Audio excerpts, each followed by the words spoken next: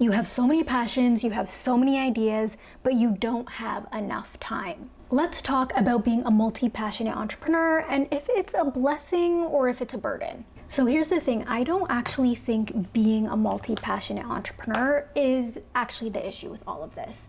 The reality is, if you're passionate about many things, you can go off and pursue them if you choose to. The issue is the struggles that come with actually running a successful business and making money when you are pursuing all of these different avenues. We're also in an era that's constantly telling us to niche down, pick one thing, and go hard with it. So if you are somebody who is creative, that can feel very limiting, right? Like this idea of just sticking with one thing for a long period of time in order to be successful just feels like not what we really want to do. And here's the thing, guys, everything that I'm telling you today is from my own experience.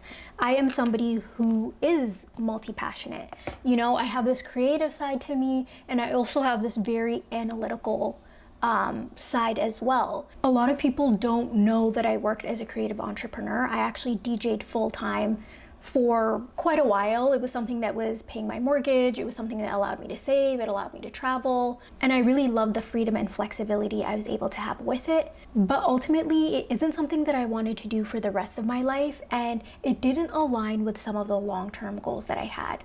For example, a huge priority that I have in my life is being location independent. So not having to be physically present in a specific place at a specific time in order to make money. And the reality is, even when I was working a traditional job, for the last couple of years, I was actually fully remote anyway. So even with a job, I was getting that location independence. So to kind of trade that for my own business, but being stuck being physically present somewhere just wasn't really a trade-off that was worth it to me. And that's really one of the reasons why I decided to double down on my consulting business, because I knew that it was something that I was really passionate about, but ultimately it aligned with what I was trying to achieve long term. And I always talk about this, you know, I have a video recently where I was mentioning how I feel like most people don't really know what they want, especially out of business and how their business feeds into their life. And it's really important to identify those things so that you can make the right decisions for your business, especially if you are somebody who is a multi-passionate. But all of that is to say, I know exactly what it's like. And these are things that I've had to reflect on and conversations I've had to have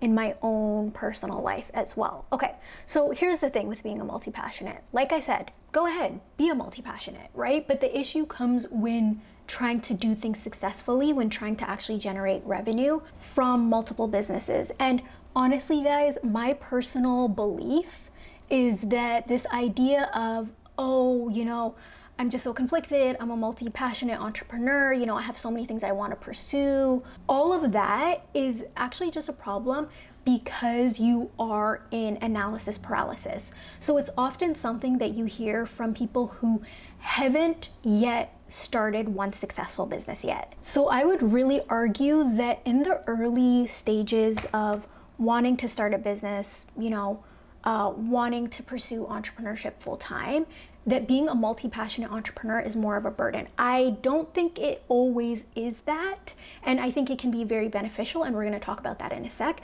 But I think in the early days of when you're like, I want to start a business, I have this idea, it becomes more of a burden than a blessing. And the reason why I think that is ultimately, when you are starting a business, there are so many barriers.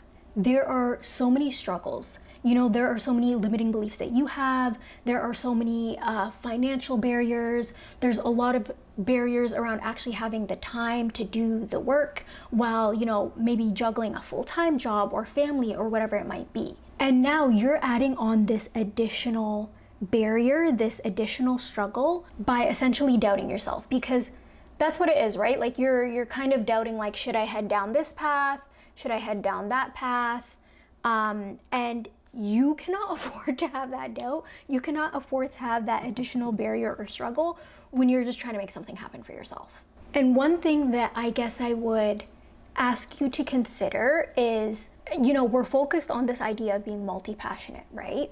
But I truly do not believe that everything that you're passionate about needs to be a way to generate revenue or needs to be a business. Just because you love to do something doesn't mean you have to make money from it.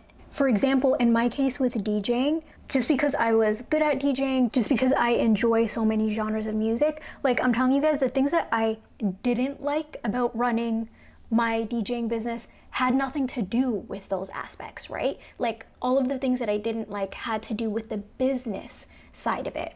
So you have to be prepared that if you are pursuing something that's your passion as a business, that there are going to be a lot of things around the business that have nothing to do with the aspect that you're passionate about. And that's the reality of business. And the other struggle is that in the early stages, you're probably wanting to keep as much of the profit as possible. Like you're not generating significant, crazy amounts of revenue. So you probably are not feeling like you can outsource the things that you want to do. You're probably not feeling like, oh, I can just hire an accountant that's going to do all of this monthly, right? Like, no, there are aspects of the business that you are going to have to manage yourself for quite a while until you build up the revenue in order to be able to not do those things. So again, I truly believe that in the early days, being this person who has so many passions and is so creative and wants to pursue a bunch of different things, it's actually holding you back. And the reason why it's holding you back is because it's actually just keeping you slow and stuck. You're not able to achieve what you're looking to achieve with any of the possible businesses at all because you're stuck on trying to focus on all of them. But I am being honest with you guys when I tell you that I truly believe that it is an excuse. And if you want to know what you should do instead, stick around because I'm going to give you that perspective and really just tell you what I wish somebody told me. But I also just wanted us to discuss the blessings that come with being somebody who is just on fire and actually has passions in a world where I feel like so many people do not. You know, like to have things that you're excited about, it just feels more rare than ever in this day and age. And to have multiple things that really light you on fire, that you're excited about, that you're passionate about, and that you would actually want to build a business around, there are blessings in that. And let's discuss them. So the first thing is that I always say that being a business owner, being an entrepreneur is about solving problems. Literally being an entrepreneur is just solving your clients' problems all day long, being able to solve your own business problems in order to be able to reach that next level, whether it's make more money or gain more freedom in your business. You're constantly solving problems every day. And people don't realize that problem solving is a skill. And it requires creativity. So here's the thing, if you are a person who, is interested in how things work, or you just have different perspectives, whether those perspectives are gained from pursuing your passions, from watching YouTube videos, from reading books, from traveling the world, meeting new people, understanding different cultures, learning new languages. Like there are so many ways that you can gain new perspective in life. And I truly believe that multi-passionate people are able to have a different perspective and a wider perspective than a lot of people. And the reason why that's a huge benefit is it really equips you with the ability to problem solve and to problem solve creatively. Because here's the thing, some people are able to solve a problem by throwing money at it or throwing more time at it. But when you are able to solve a problem creatively by using less money, less resources, less energy, that is a huge benefit to your business. It's a huge benefit to your clients. So again, you being a multi-passionate really can put you in a perspective where you are actually ahead. You have this advantage that a lot of people don't have just because you have a different perspective that they're never going to be able to see. So pat yourself on the back, big up yourself, because that's something that should be celebrated and is a huge blessing long-term in business. Remember, earlier I was talking about the disadvantages short-term of being somebody who's multi-passionate, but this is one of the benefits long-term of being a multi-passionate person pursuing entrepreneurship. So again, that creative perspective, that innovation, that ability to solve problems that other people don't even see, like chef's kiss, 10 out of 10,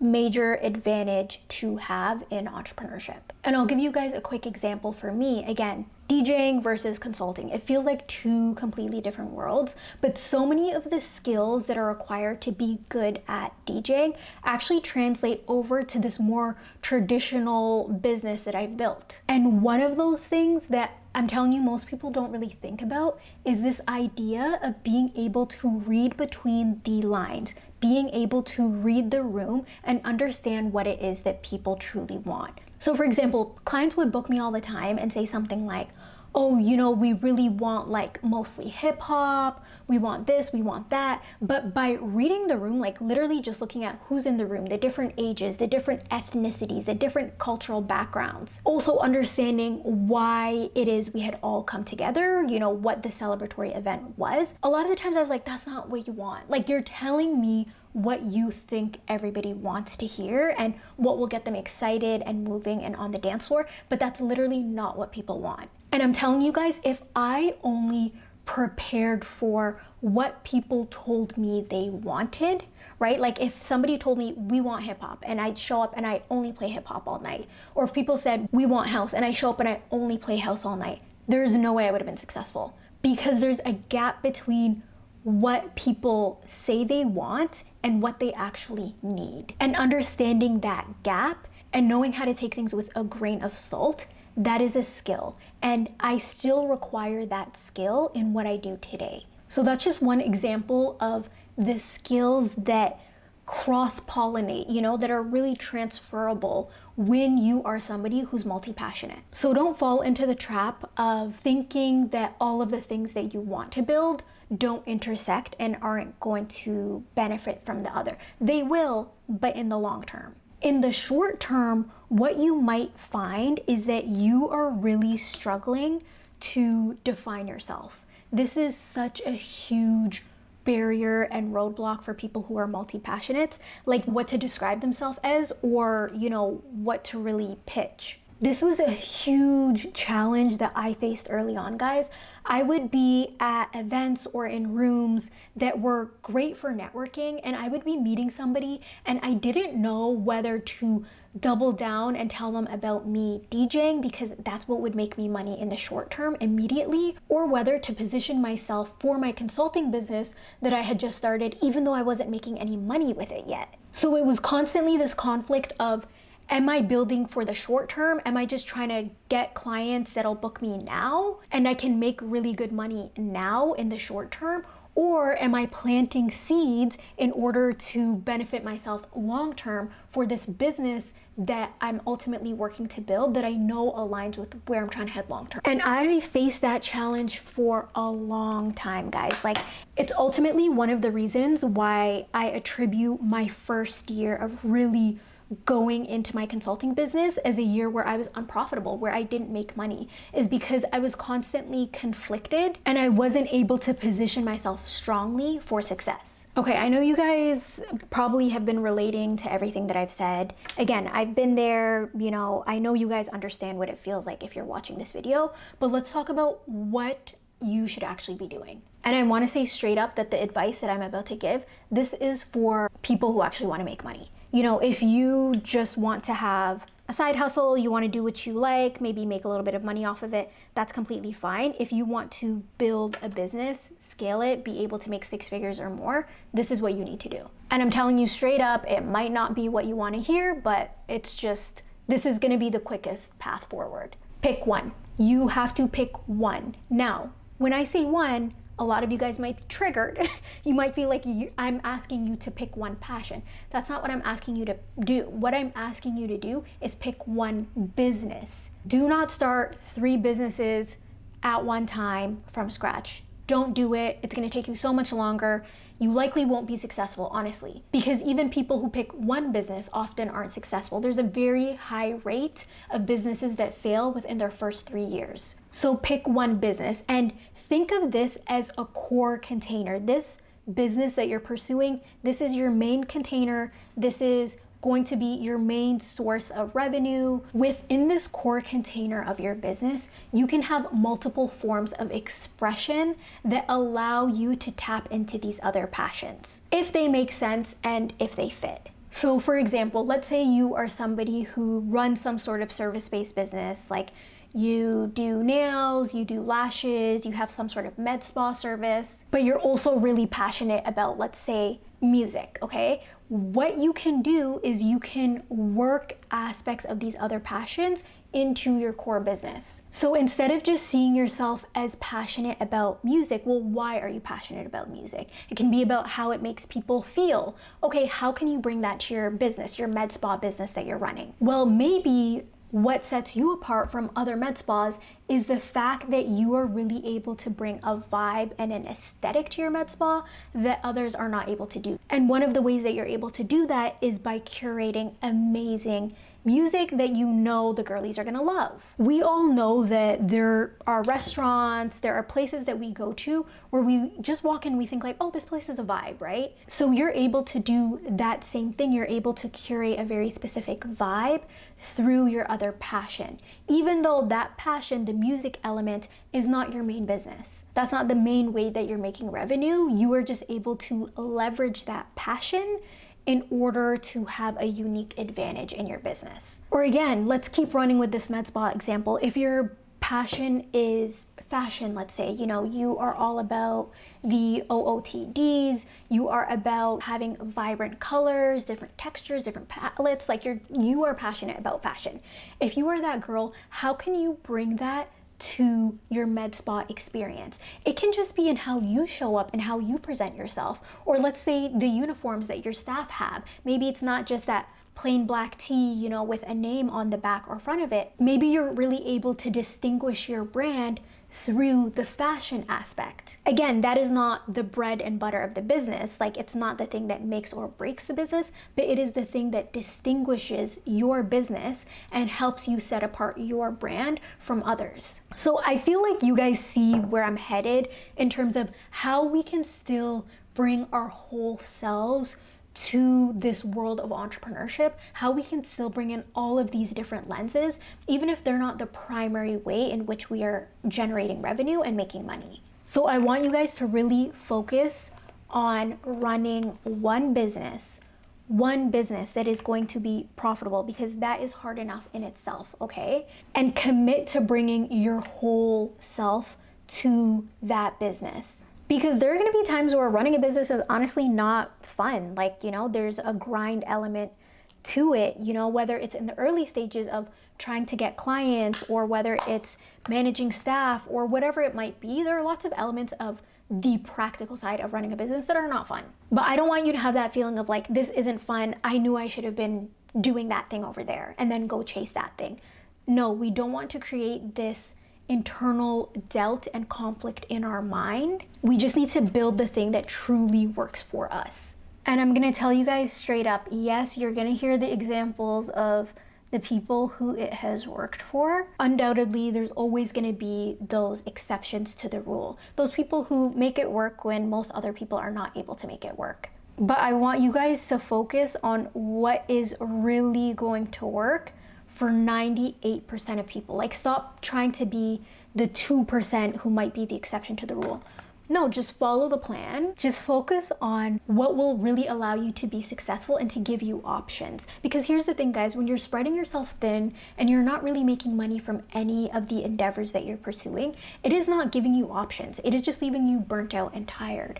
But once you build up a business where it's actually generating you revenue, you are actually profitable, your bank account is increasing, what does that give you? It gives you options so that you can get more creative, start branching out, trying different things. But that might not be the position that you start off in. But it's a place that you can definitely work towards. And I know this isn't what a lot of you guys want to hear. Trust me, I know it's not, but I am being 100% real with you guys.